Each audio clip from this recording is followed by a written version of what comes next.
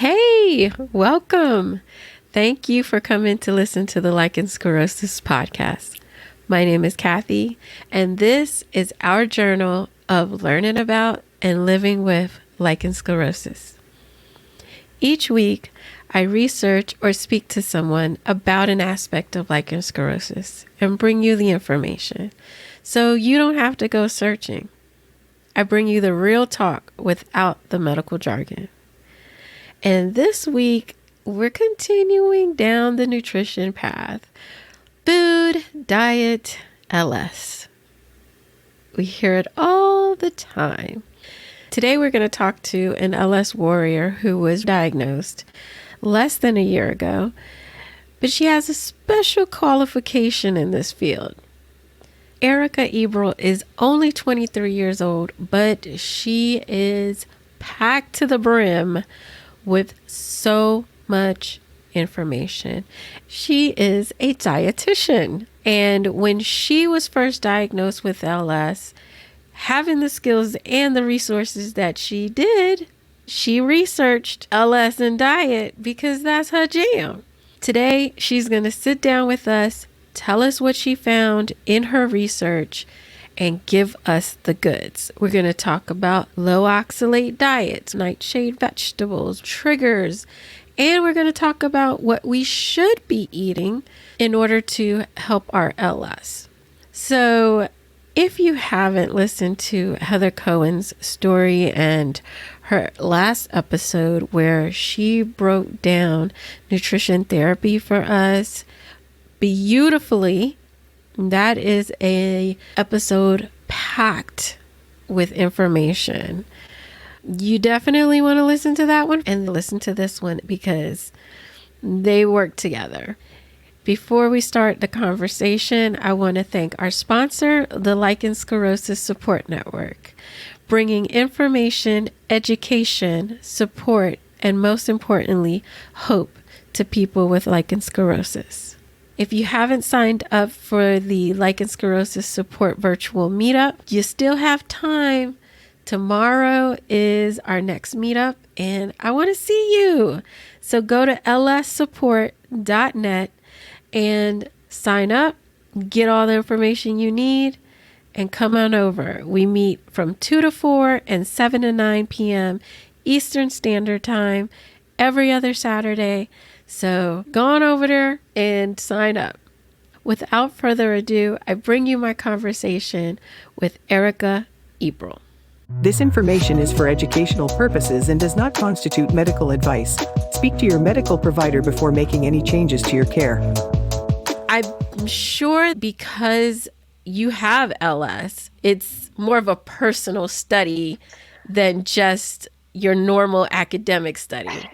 Yeah, as we all know, LS is not exactly a walk in the park. The diagnosis in itself is a pretty shocking one, as we've all experienced. I definitely took it from the same angle as an academic would, in the fact that I did go through all the literature databases and I did do how an academic would actually research or look up whatever possible findings I could find on diet and LS. But yes, it was something that I did actually do when I first got diagnosed, but it was a really rough one. And then over the last week or so, I actually did what's a more thorough one. Right. So what is actually part of lichen sclerosus, what is actually looking at diet and not just saying diet could be a factor and that's why it's come up. And then once you screen those, I came with about 5, and 2 of them was not specific to lichen sclerosus, and then there were 3 others that actually looked at LS, which I'm more than happy to share with you guys. And also I've downloaded them, so I can definitely give you access to those as well, like the PDF copies. So Love you guys can all read it. Yes, Yeah. I will put that in the membership. That would be amazing. So if you want to get access to these, join the LS Warriors waitlist, and then you will have access to it when I open the doors, which will be soon. Let's talk about those 3 and what did you find? So this was a clinical trial done in Italy. Basically, what happened, they got women with mild to moderate lichen sclerosus, and they got 23 women. And they gave them this cream that has avocado and soybean extracts in it, while also having vitamin E and some other moisturizing properties. These women had mentioned before that corticosteroids don't work for them. So that's the criteria that they had for these women going into it. And so they had to use the cream twice a day for 24 weeks. And then they had a diet strategy. So they then also had the avocado and the soybean oil extracts and vitamin E and phytosterols, which is a type of antioxidant. And they had these in a capsule, which the women also took for the first 12 weeks. And what they found was that there was actually an improvement in the symptoms that the women experienced, both the white skin, and they do actually have pictures, as well as like the itching and burning and pain during sex as well. They did mention, though, that by the 24 weeks, so after they did the cream and they also did the diet strategy, the improvement that they saw in lichen sclerosus symptoms would be about the same as if you used corticosteroid for 12 weeks. So they did actually mention that it wasn't as effective, but it still helped to relieve some of the symptoms. I think, though, it's important when reading this study, and I know this has come up in previous podcast episodes as far as what to look for in a study.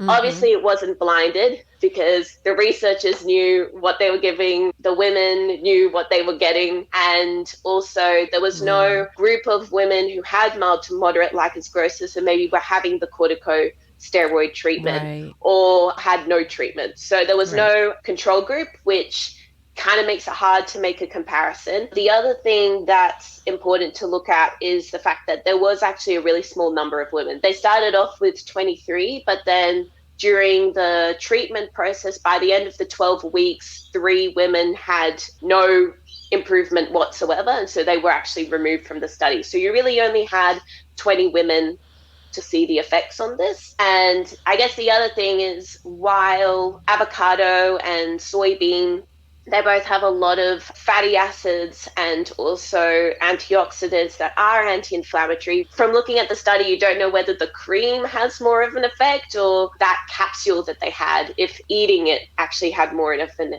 effect. So it's one of those things where looking at that, you go, okay, how much of an effect does diet really have in this big scheme of things? That was one study that I found, and that was done in 2015, so not too long ago. And then the other one I found, this one was a case control study. So with case controls, it's very observational. They don't give an intervention. They don't say change your diet or change what cream you're using or that sort of thing. It's purely observational, which has its advantages and disadvantages, but it's definitely something that a lot of studies on nutrition or a lot of studies that are meant to inform our best practice guidelines, some of them have to be observational because the best way of not actually putting a bias to your population, if that makes sense. So they were basically just watching what these women were already doing. Yeah, so they had 75 cases of women with lichen sclerosus, and then they had 223 women who didn't have lichen sclerosus. And they tried to make the two groups very similar as far as the same location that they lived in. So they were exposed to the same environmental factors, the same age group or very similar age group. And I think they all went to the same hospital, or they were all in the same catchment area. I ask, why would they have such a larger number in the control group versus the number in the infected group, I'll call them? Why not the same number? That's a good question. And that's actually one of the questions I had, because it does mean that you have skew the percentages. That difference. Yeah, you do skew the percentages. That being said, because all the 223 women actually came from a hospital, so they all had another reason that they were going in hospital for. It wasn't lichen sclerosus, but it could have been, I don't know, some other inflammatory condition, which they didn't actually check for in the study either. They did check if they had other autoimmune diseases, but they didn't really check what else, like cystic fibrosis or any other sort of disease like that. And so I imagine that what they did by trying to pick 223 was that if they get so many people, then that kind of variation that could possibly happen from other diseases that the people might have kind of nullifies, because you have so many different people and they're all so different. The more people you have, the more that variation explains less of a difference between the controls and the lichen sclerosus people, if that makes sense. Yeah. So basically what they did was they had these two groups of people, and then they did a food frequency questionnaire, which is basically when you ask someone, okay, in the past like few weeks or few months, how many times have you eaten like dairy, or how many times have you eaten carrots? And it's not a very accurate way of looking at someone's diet, but it is a very simplified way. And when you're doing a lot of people, which, I mean, compared to other nutrition studies, this isn't a huge number of people, but it's still a decent amount. It's a very quick way to get a picture. And this was also done in Italy. They wanted to see if retinoids, so different forms of vitamin A, and carotenoids, which are the precursors to vitamin A, they're like the stuff that make your carrot orange or the stuff that make your spinach green. They wanted to see if a diet high in those would be associated with less lichen sclerosus. So they basically took the cases, they took the controls, they gave them the same food frequency questionnaire. They did only look at the specific sources of these retinoids and carotenoids in the Italian diet. So it definitely doesn't give a whole picture of all the different forms that they could have gotten of vitamin A or carotenoids, but they were just honing in on those specific types. And what they did find was people who had lichen sclerosus, most of them actually didn't have a lot of carotenoids in their diet, whereas in the control group, most of them actually had quite a high intake of carotenoids. So they ate a lot of carrots or they ate a lot of green vegetables. So one of the reasons why this is exciting is because we know that vitamin A is an anti-inflammatory. We also know that it does have an effect on the immune system as well. And so it possibly brings the question, so maybe there is actually a link between diet and LS, and maybe eating like more carrots or more green vegetables or foods that are high in carotenoids can change how our body reacts to LS. It's not necessarily one to take for granted, but it does definitely pose those questions for further research. But they did actually find that, while carotenoids, there seemed to be this association, retinoids, so different forms of vitamin A, so the ones that were like in the milk and the dairy, they showed no association to lichen sclerosus.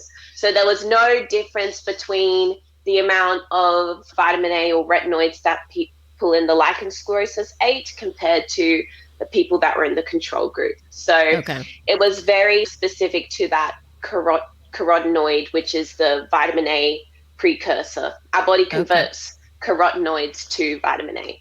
As you can tell, these studies, none of them were really like conclusive, but then that's also partly because there's not a lot of research on lichen sclerosus and diet, so you have to start somewhere to then actually get the funding to do more research. What can we take away from this study? Should we be eating more carrots and green vegetables? Yeah, I think, look, it's up to you how factual you want to take this study, because obviously it's not enough to actually form guidelines for lichen sclerosus, because it's only one study. It's in Italy. Hasn't really been shown in other populations, and it's very observational. There is actually research on autoimmune diseases and inflammation, which do suggest that a diet quite high in these carotenoids in fruits and vegetables, and that do have vitamin A, is actually quite protective in inflammation. So whilst it's not necessarily been shown so much in the lichen sclerosus group, apart from this one study, it's definitely something that you can start thinking about. And if you look at other studies that are on inflammation or autoimmune, it definitely seems to be a common trait. So definitely, I'm always an advocate for eating more vegetables and fruits. So if that convinces you to go down that path and then you see an effect, then that's awesome. By the way, that carotenoid study was done in the 1980s. So they may want to replicate it now that more people have probably been diagnosed than what they were in the 1980s. Yeah. Absolutely. And then were they not treating with steroids? I think they did adjust the statistic based on that, but they didn't intervene whatsoever. So the women with lichen sclerosus, some of them may have been treating, some of them may have not. All they did was they looked at what are some associations between diet and this disease with a specific focus on vitamin A. So yes, as you can see, looking at this study, it's very general. And this is one of the things that we come across with research on diet. And so when people make these really strong conclusions based off studies like this, you have to go, I've read that paper. This was actually what happened. And I don't really know if it's enough to make a guideline sort of. Yeah, absolutely. This third one is from where?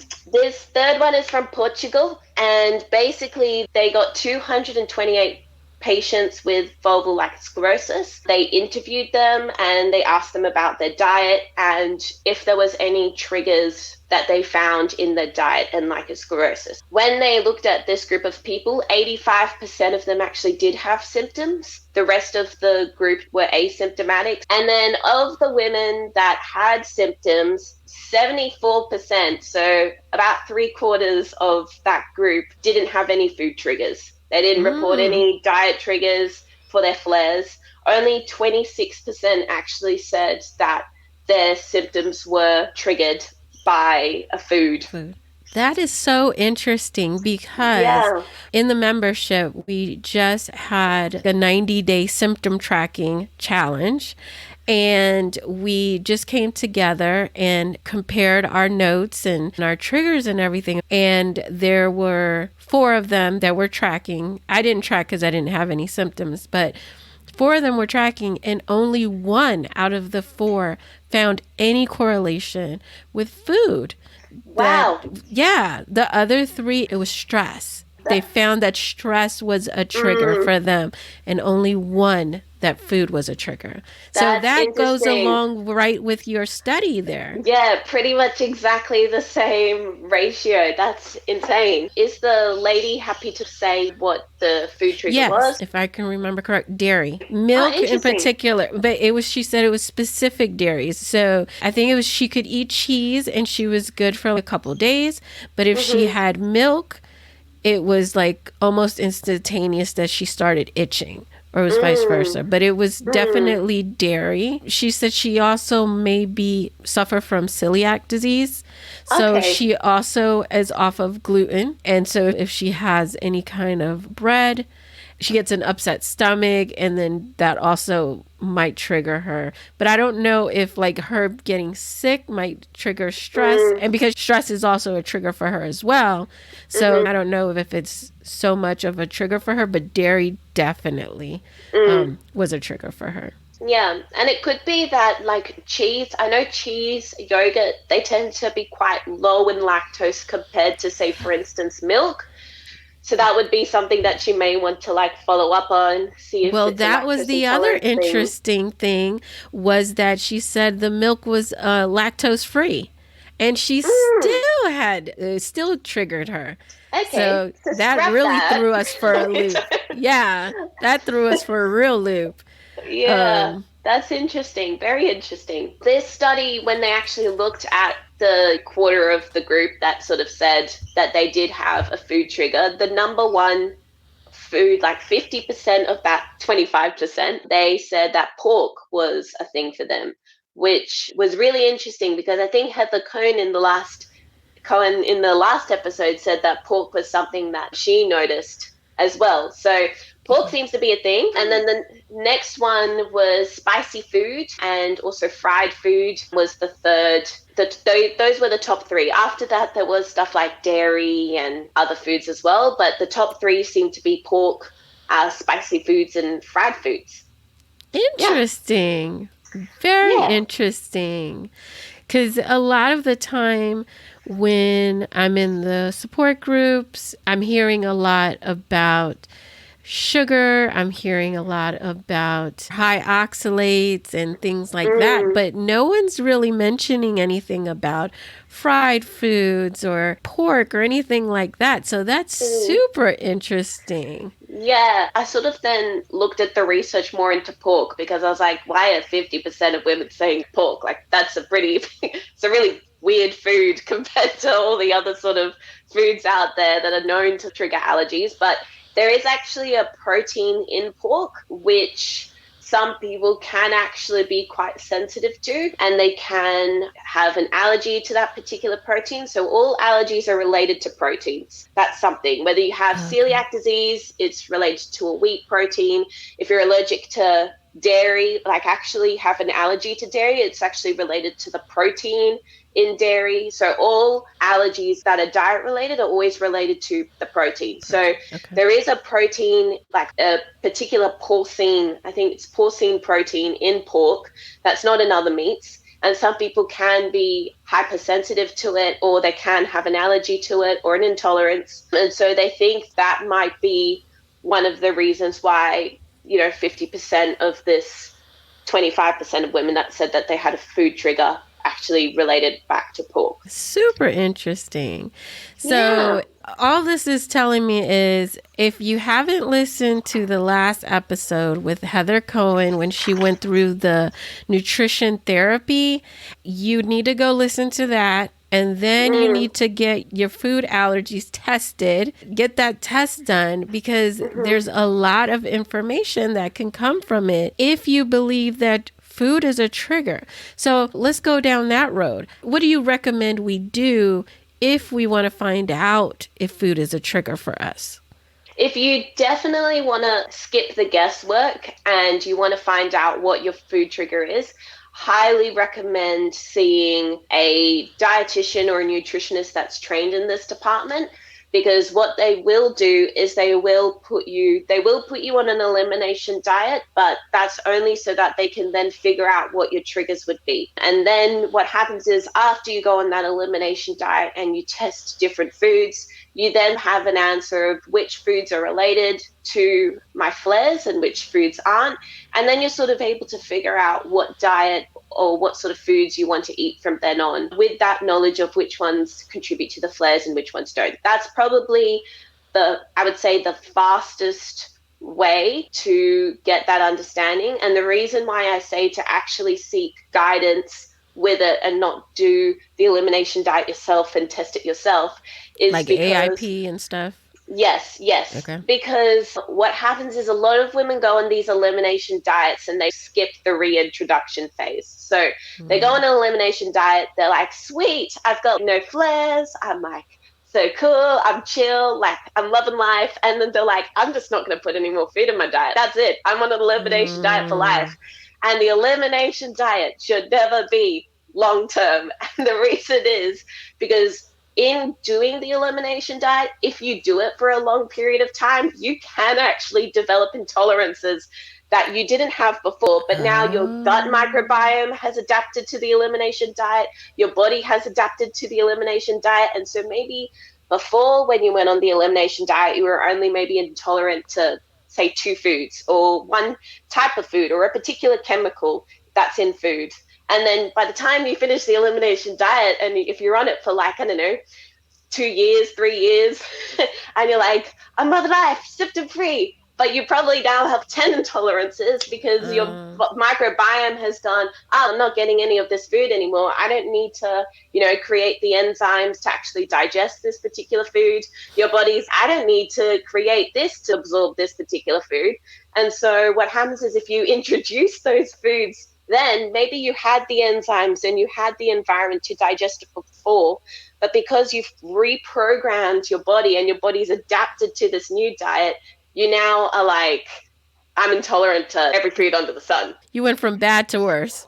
Yes, pretty much. On top of that, elimination diets are incredibly restrictive. So with your elimination diet, you can get social isolation in the fact that now you can't go out and eat with friends. If you are on it for a long term and you don't actually have a lot of the vitamins and minerals that you had before, especially if you're not doing the elimination diet under guidance. So you can develop nutritional deficiencies, which are not fun if they do become quite serious. And so that's why I would also say, just from like a risk assessment or a risk perspective, to always seek guidance if you want to go down an elimination diet in a reintroduction sort of phase. Yeah. I actually was thinking about doing the autoimmune paleo diet, which is AIP. And I started researching it and just reading about it. And then it was like, you can't eat this and you can't eat that. And I was just like, I'm going to starve, because they're like, yeah, eat all the fish you want. And I'm like, I don't eat fish. I only eat fish that I eat is tuna. And I can't survive on tuna. Okay? Yeah. So, yeah, this is not the diet for me. Okay? Yeah. We need to look for something else. And absolutely, I think anyone can say that being on an elimination diet is not fun. In fact, I've had a lot of dietitians actually, at least in my cohort, they do have intolerances or they do have food sensitivities. And one of them in particular, she did have a food intolerance, but they didn't know what it was. And so she did have to go down the elimination diet. And she was like, Erica, can I tell you, those are one of the worst, months of my life. She was like, I couldn't eat anything. And I was so excited to figure out what I could eat afterwards. Yeah, highly recommend. Seek guidance. Don't skip the reintroduction phase. But yeah, seek guidance purely because if you don't do it properly, you can actually get vitamin and mineral deficiencies, and also your mental health will suffer because it's not exactly the best diet ever. Listen, my mental health was suffering just reading about it. Okay. Yep. I can't even imagine going through it. I'd be like, I'd be like this. They'd be like, what happened to Kathy? She wanted the shock from the lack of food. Okay. Well, your kids would be like, Mom, why are you eating this? Yeah. Why are you eating with us? Well, boiled rice, that looks pretty boring. I'd be like, Mommy, get out of bed. No, there's nothing to live for anymore. I want a milkshake. No. Okay. So definitely get guidance. If you don't want to go down that path, as far as maybe it's just financially not an option, or you're not that desperate to find out and you want to just experiment, then yes, definitely journal your diet, journal what you eat, journal your symptoms. So that symptom tracker that you have is amazing. And you can definitely see if there are any correlations between what you eat and what you experience with LS. Also, not to mention, if you do end up going down the path where you do an elimination diet with the help of a dietitian or a nutritionist that's trained in that field, they love food journals. So if you can go there and you go, look, I've been journaling for X amount of weeks. This is what I think it might be, but I'm not really sure. The dietitian will be like, fabulous, this is amazing, because you've already just given them like half of the information that they need to get to you from the appointment anyway. If you need a symptom tracker that you can customize for yourself and your needs, I do have one available. Like Erica was mentioning, you can download it for yourself at lichensclerosuspodcast.com/symptom tracker. It's a Google sheet, so you can just download it and customize it to your needs. There are also apps in the app stores that you can download that are symptom trackers. One of our members just created a post yesterday, I believe it was, for a symptom tracker app. It was called Bearable, Bearable, and she is loving it. I think it's free to download, but I'm sure there's in-app purchases and things like that. But if you want to go old school, grab yourself a notebook and a pen or download my Google Sheet. So how long should we be tracking? If we're going to take the slow road, do it ourselves, how long do you recommend we track for before we start looking for correlations? It depends with everyone, because if you have other stresses in your life or other factors that you definitely know do flares, say for instance, stress and sleep, big ones, I would probably track long enough that those things don't really matter in the big scheme of things. So say for instance, if you're having like preparing for exams, or maybe you're having a really stressful period at work, if you only track for maybe those 2 weeks, it's probably not going to be very accurate, because you're dealing with other stuff that contributes to the flares. So long enough so that you can actually see if there are any correlations with diet and your symptoms that's different, or that's with all the other factors controlled, if that makes sense. Yeah. Another thing would be to consider is actually doing it at least for 4 weeks or for a menstrual cycle, because hormones can affect it as well. So doing it at least a menstrual cycle, maybe 2, because then you can also figure out, maybe my hormones or how I feel during the cycle actually has more of an effect than diet. I've noticed that, you know, in that 1 week before I get my period, that's when my symptoms flare. And yes, I maybe had chocolate every time before I had my menstruation, but then you can then go, all right, so maybe this menstrual cycle, I'm going to just experiment and see if I don't have chocolate before my period, and see if that makes a difference. And maybe you'll still experience the flare and you go, okay, clearly chocolate isn't a thing, it's really just my hormones. Or then maybe your symptoms will go down and you go, interesting, maybe like chocolate is a factor that contributes to that. So that's why I say long enough for you to figure out a pattern, compared, like taking into account all the other factors that could potentially contribute to your symptoms. That's a very good point about the menstrual cycle, because one of the ladies did find that at a certain point in her cycle, she did flare. And so it was just like, okay. And I've heard that from many other ladies, that either right before they get their period, they flare, or some that, you know, it's right after. It's just all very different. And like I said, you can customize that sheet that I created to track your menstrual cycle, add that to there and see if it is a factor for you. So that's very good. And especially because there's not a lot of research for reproductive age women, we have to create that research for ourselves. So we've got to experiment on ourselves to see what works, because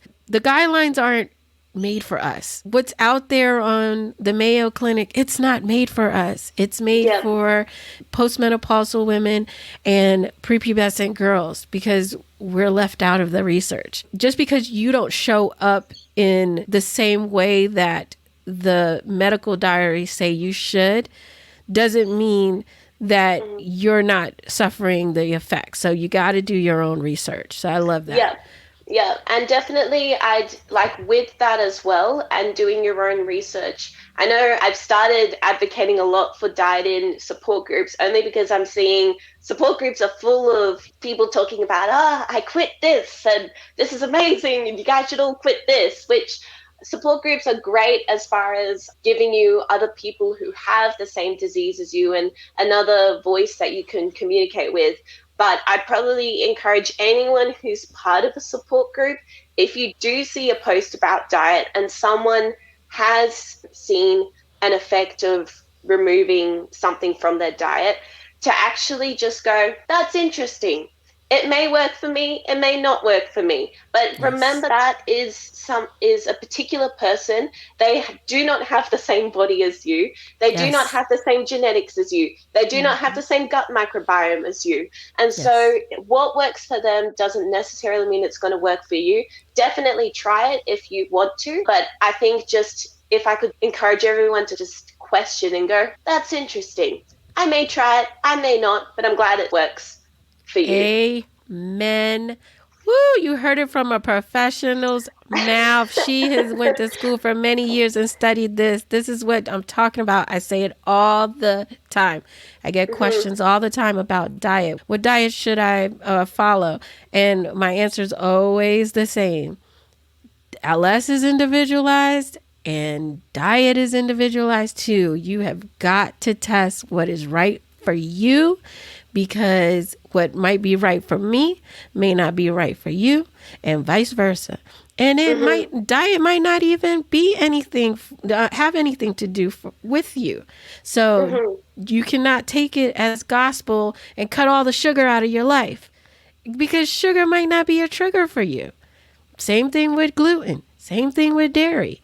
You got to test and you have to experiment. So get your journal, however you decide to track it, and keep good notes. I know a couple of the ladies who were tracking their food in particular, they were being real specific, like all the ingredients, because you might have a bag of mixed vegetables and you just put a bag of mixed vegetables. You don't know what vegetables was in there. You got to put in there carrots, peas, whatever was in those foods. So that way you know exactly what's in there. She had some bread and she wrote down the ingredients that were in the bread, because bread is made different ways. So you never know. White bread is different from wheat bread. And even if different companies use different ingredients. So you have to be specific if you're trying to find out what is triggering you. If you feel like there's a correlation with what is triggering you. So let's talk about some of the things that come up in the support groups. Let's go one by one. Let's talk about the low-oxalate diet. As a dietitian, what do you got to say about the low-oxalate diet? So the low-oxalate diet was actually created for people with kidney stones, because having a low-oxalate diet kind of reduces the risk of kidney stones for people who are predisposed to getting it. So that's why it stands as a diet in nutrition therapy. Some people find that following an oxalate diet helps them, low oxalate diet, in reducing their inflammation. But currently there's not strong evidence, at least in the literature, for a low oxalate diet with inflammation. So maybe there's a couple of clinical trials, but there's definitely not enough randomized controlled trials to create that guideline for oxalate diet reducing inflammation. If that was the case, I can 100% tell you, dietitians working with autoimmune diseases, and we work with a few, like rheumatoid arthritis, Hashimoto's, we'd be prescribing oxalate diets like left, right, and center. But because I think there's one, you know what it is? There's one study that I saw that mentioned oxalates, and it just, we just jumped on it. Like it was like a fad. It was just like, yes, oxalates. Okay. So I think we're desperate sometimes. And when we see that one study, they're like, they said it could be possible. So it must be true. Yeah. So, and as you can see, like even just me showing you some studies that are specifically to do with LS and diet, I've told you all the problems of those particular studies. And so unless you actually read the study yourself, you really don't know how convincing that evidence is. So that's why I wanted to share with you what's out there. So when you hear a study said this and this, then you can be like, what was the study? How many people were in the study? How did they assess diet? What are the other factors that we've talked about in the research studies that I just mentioned today? Definitely, that's something as far as one study and everyone jumping on that bandwagon. There's also, I think, oxalates as well.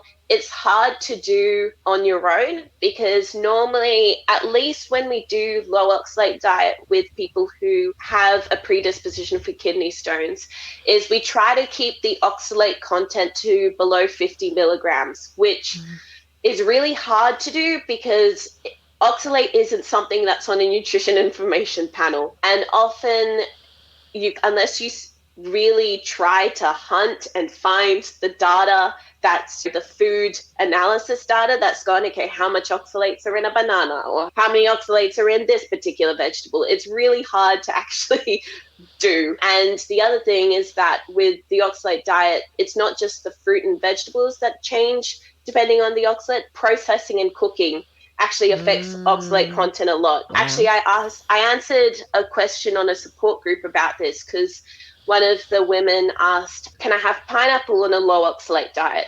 And I pretty much said, you can have like pineapple juice as long as it's 100% pineapple, they're okay. But canned pineapple and dried pineapple is really high in oxalate. And it's mainly to do with the processing and how concentrated that oxalate ends up being. With canning, and this depends a lot on the manufacturer, but for at least fruits, they use heat. And so some of that water goes away and the fruit that's in the can becomes more concentrated, the oxalates become more concentrated, and that's the same with dried. However, if you, say, for instance, cooked a food, some vegetables that might be moderately high in oxalate, if you boiled them and then you discarded the water, that would actually be lower in oxalate than just that vegetable itself, because some of that oxalate would have leached out into the water. And if you throw away the water, you're left with vegetable that has a lower oxalate than what it actually has. So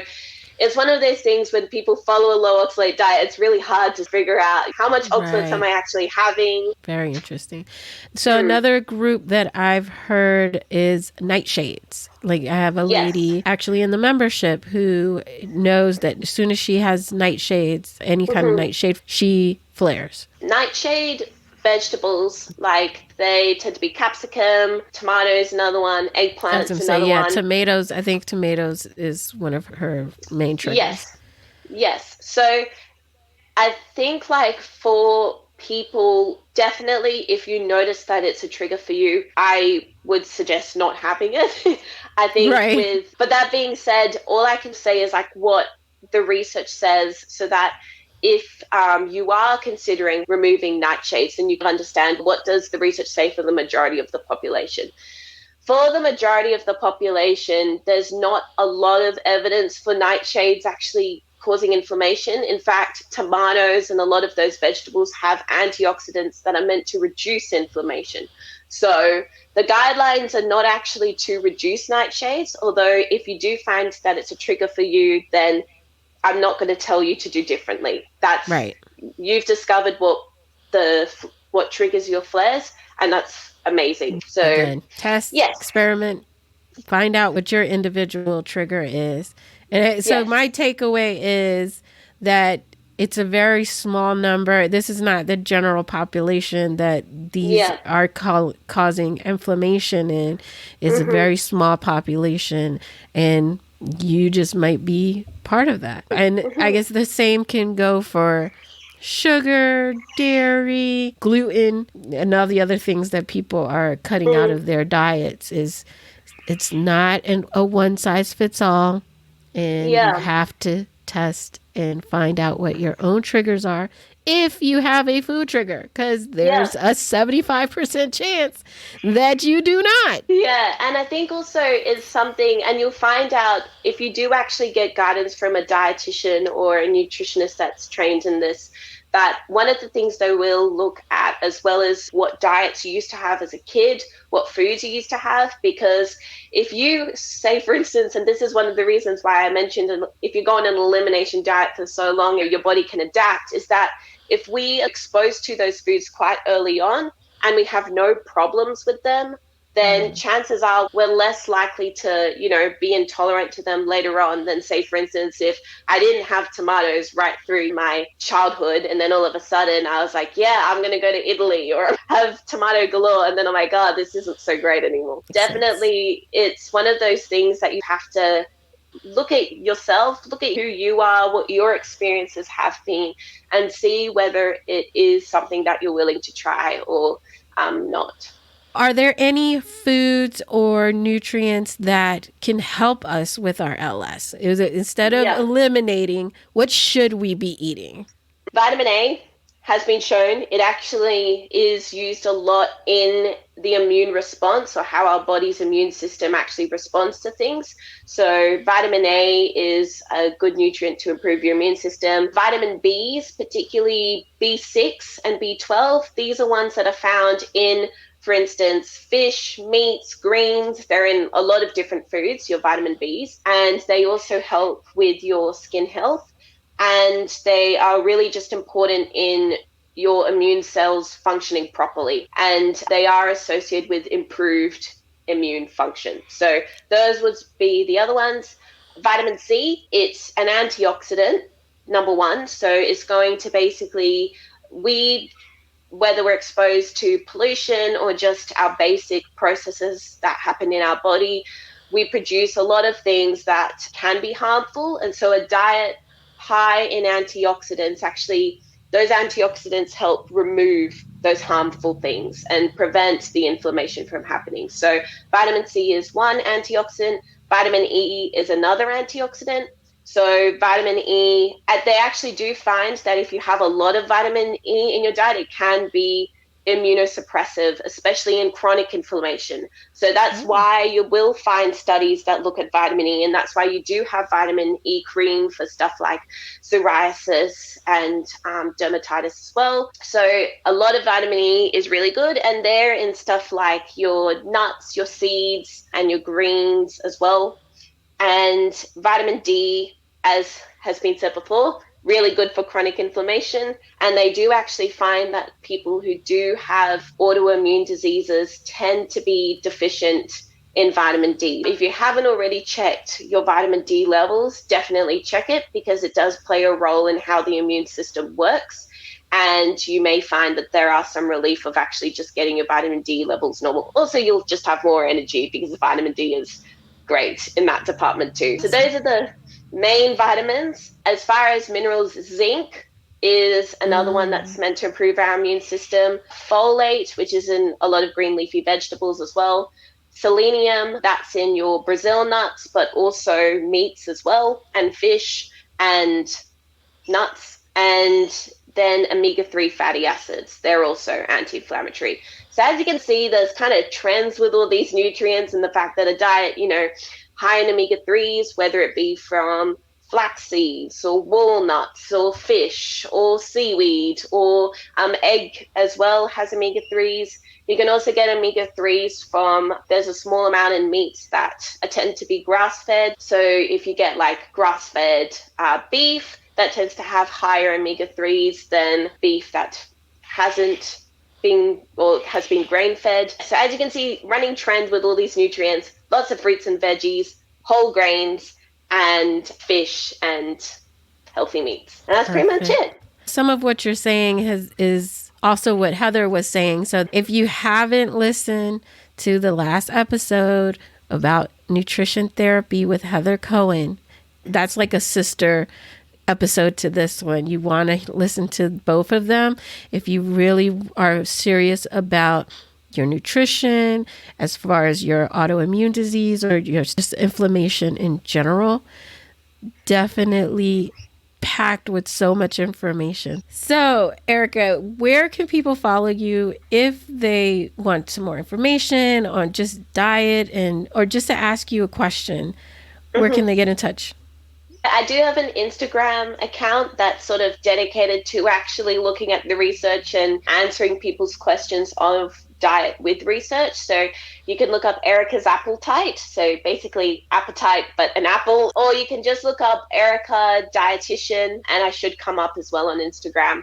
You can also email me, ericaebrel.dietitian@gmail.com. And yeah, if you have any questions, you want me to research anything for you, while I have access to all these different literature databases, I'm more than happy to do it for you. It's the geeky thing that I love doing, where I love reading about nutrition, and if I can help people in the process learn more about diet as well, yeah, then I'm more than happy to do so. Thank you so much for just wow. Just wow. That's all I got to say. Thank you. It's all good. It was lovely. I told you this was going to be another information-packed conversation. She knows what she's talking about. She's done the research, and if there's anything that you would like her to research for you pertaining to diet, I will have all of her information in the show notes. So just click your app and her information should be there. Or you can go to lichensclerosuspodcast.com/diet and Again, all of her information will be there. So thank you, Erica, one more time for spending that time with us and giving us all the goods. So, what are you doing for your diet? Are you making any changes? Are you looking for your triggers? Do you know what your triggers are? Email me at Kathy with a K at Lichen Sclerosus Podcast, or DM me on Instagram at Lichen Sclerosus Podcast. I want to know. Let me know what's going on. And like I said, you can always come and talk to me at the virtual meetup every other Saturday, 2 to 4 or 7 to 9 p.m. Eastern Standard Time, and we can talk about it. Easy peasy. I'm so excited because Lichen Sclerosus Support Network is coming out with yet another freaking project, because they're awesome. A provider directory. Yeah, you heard me. Provider directory. So you can put in your city, your state, and see what LS providers have been referred by other LS patients. Okay. Now, I like it. And it's searchable. And not only will you be able to find doctors, there's some pelvic floor physical therapists in there. There's functional doctors in there. We got the whole gamut. And if you're curious about what clinical trials are available, we got them in there too. And it's a working database. So we're constantly adding, we're constantly updating. If you have an amazing practitioner that you want to add and refer to the list, girl, all you got to do is let me know. Email me, DM me. All the information is in your podcast app, in the show notes, or go to the website, lichensclerosuspodcast.com/diet. I hope you have an amazing week, and I will talk to you next time.